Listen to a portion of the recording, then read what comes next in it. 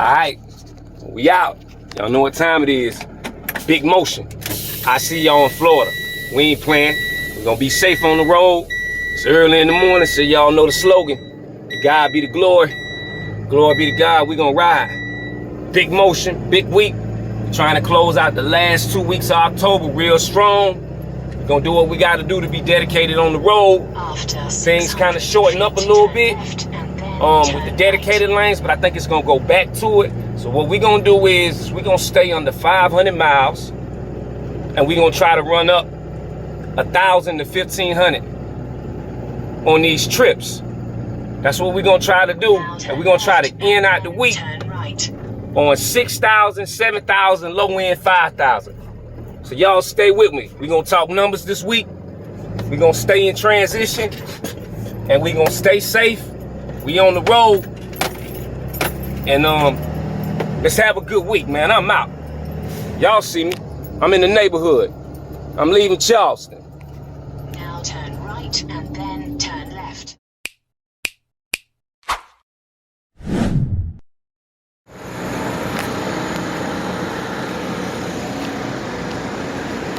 Alright, we finna fuel up. Still en route. Got about 5.5 more hours to go. We got some good time. Just stopped in for a little quick trip. I'm in Savannah, finna fuel up. Y'all see what time it is? Fuel just went back up. I'm finna go ahead and get a little bit, put this in the truck, and then I'm gonna keep on moving. So this is my first official reset. And I'm in Savannah. That's still 90 miles outside of where I was going, so I'm still not over the 150 marker before my ELD time cut on. So that's good. My ELD time should be cutting on within the next 50 miles, and then I'm gonna be in Florida, and then I'm gonna work in Florida for the rest of the week until something take me out. And so that way I can control my time and know I ain't going over 70 hours for the week. So man, y'all, you know, y'all be on top of everything, be on top of your paperwork, know what you're talking about, listen to the right people. Again, this truck talk, you know, understanding the right information. Definitely, that's what this is. So we here. This is good. Y'all see this? 2 tanks. One on the other side. We're gonna hit that up in a second. So we're gonna hit this other tank up right now.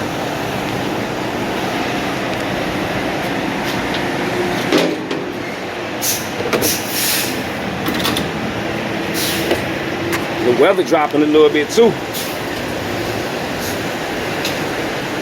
Let's catch motion though. We good. We good. Let's catch us some good motion.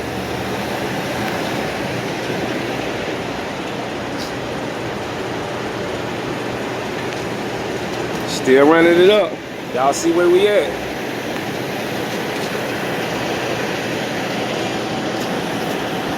I'll tap back in real soon.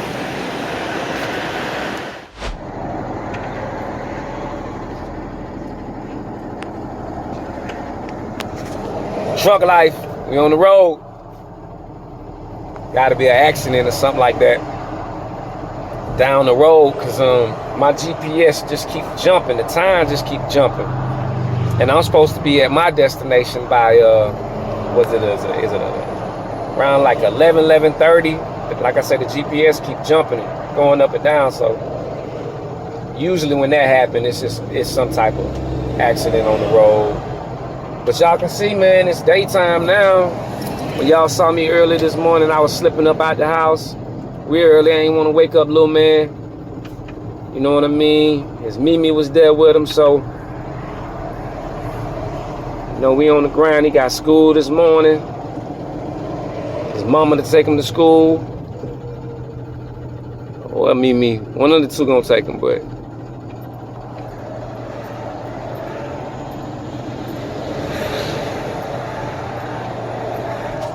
and so we're gonna see what the beach look like, man. That's what we're gonna do. We're gonna see what the beach look like. You know? That's what we're gonna do. Let's see. Y'all see that?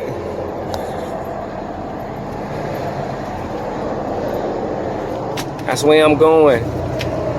Hey man, here's a quick tip for y'all. Make sure y'all always put time, done, you know, and when you doing your receiving and you giving it to them, make sure you put the time and the date, and make sure the receiver sign a legible signature.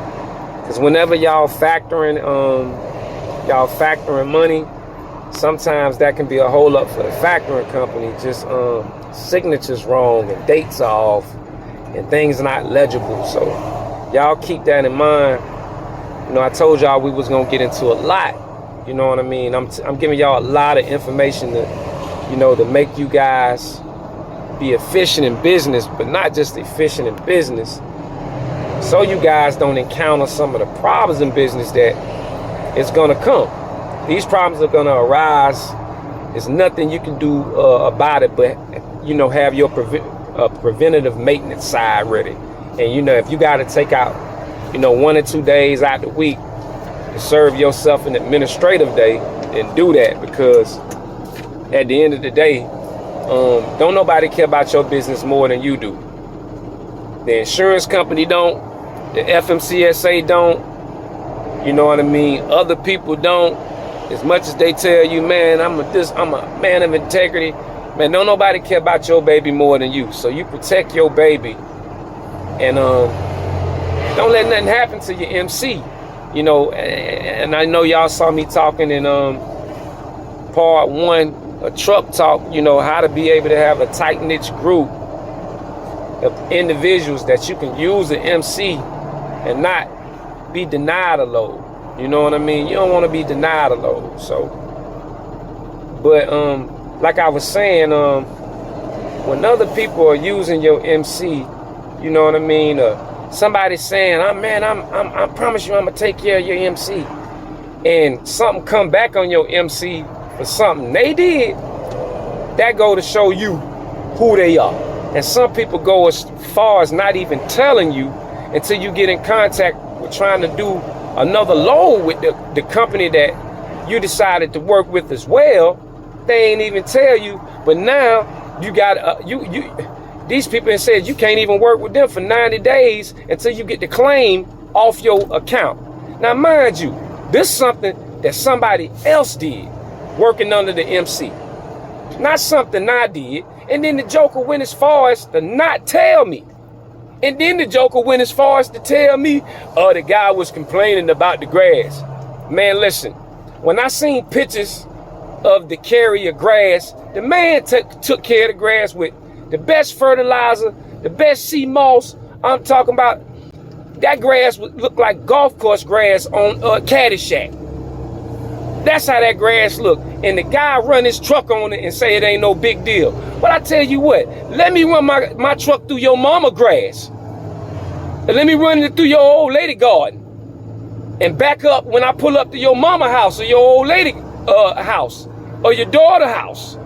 Let me pull up to one of them and back up in the grass and say I ain't mean to do it. Man, listen. And before you know it, I'm arguing on the phone, and I'm glad it was me and not them. But I'm trying to protect somebody that ain't even worth protecting. What I'm gonna protect somebody for that ain't got enough integrity to tell me it happened? And not just enough integrity, the dispatcher was part of that too. The dispatcher was part of that. He didn't want to say nothing neither, because he didn't want his money to be messed up. Now, mind you, I allocated the funding for the driver, and I've allocated the funding for the dispatcher, and guess who got hurt? Accom Freight Company did. And this is the person that I met offline. And not only my dispatcher, I met that person online. We've grown business. We've developed a structure to be able to put things on people's truck. And, you know, in the first 6 or 7 months of me just, you know, coming into the internet and everybody reaching out to me for assistance, we've done well. But I had to pull away from that because I seen what people wanted. Some people want what you want. And I'm still trying to figure out why you want what I want if you ain't willing to go get it how I got it. Hey man, I just want to do things the same way you doing it. Well, if you're gonna do things the same way I'm doing it, you're gonna have to do it with a level of integrity. You see, what can't break the line is sneaky and sleazy, and it almost be jealousy, because you want to show me you can do what I did, but you don't even know the half of how I did what I did. It takes lean behavior to take all the wasteful actions out, wasting my time with people who don't want to learn logistics. They just want to pick up freight. You know, if you want to just pick up freight and travel the world, then go ahead and get you one of them Sprinter vans. But when you're dealing with weight, you're dealing with miles, and you're dealing with dollar per mile, you're dealing with logistics. Ain't no ifs, ands, or buts about it. So them people know who they are. They know who I'm talking to. I ain't gonna call no names. And then I had another joker. Guy, cool fella. You know, I ain't gonna say he's not a good fella, because me and him done kicked it. We done spent time together, man, and just on trips and just talking and building. But as I'm starting this, I said, let me pull back from him a little bit and study this guy a little bit. As I'm studying this guy, he's repeating everything that I'm saying back to my dispatchers, as if he's teaching my dispatchers what I'm teaching them. I've taught my dispatchers how to move a truck a certain kind of way. And so when this guy gets on the phone, he started telling them everything I'm telling them. And then the dispatchers call me, hey, Mr. Trapp, this guy's kind of being out of pocket. He's actually talking to us as if you were talking to us and teaching us. Everything you done told us, Mr. Trapp, he's telling us again. And so I said, okay, I picked up on that. Now, mind you, this individual has had his MC for over a year. You know, he's been driving trucks for over a year, and he still haven't taken the steps that I've taken in business. And I've been in business now going on for, you know, a year now and 2 months. But this individual has had the opportunity, and he has the right resources, and he has the right capital to establish himself. And all this individual want to do is go rub shoulders with everybody that's hot on the internet in the box truck industry to tell him something good. All them people gonna do is tell you something good. You got to remember, the game is to be sold, not told. So you got something different with me. I'm telling you the game, and I'm showing you how to make money. So that's something totally different. Weed out all this old industry understanding. Sit down with somebody that's a real OG. You know, somebody that got real acumen and real understanding. Stop listening to all these people that have never driven the truck. Never driven the truck. How can they dispatch a truck if they've never driven a truck? They can tell a truck where to be, but they've never driven the truck. A truck has a governor on it. Most of these trucks too. So what they got in their mind for how they thinking logistically the truck is gonna move, it's not gonna be. Most of these trucks got a governor on them. So if you thinking you just doing a good job by finding a person to load to get them out the area, what else are you gonna do while you traveling out of that area? How much weight do you got? How many pallets is on the truck? How much space did you allocate? Do you got a pallet jack to move that stuff around? Do you got straps in the back? Do you got tarps? All that stuff to make you move efficiently. Do you got your TWIC card?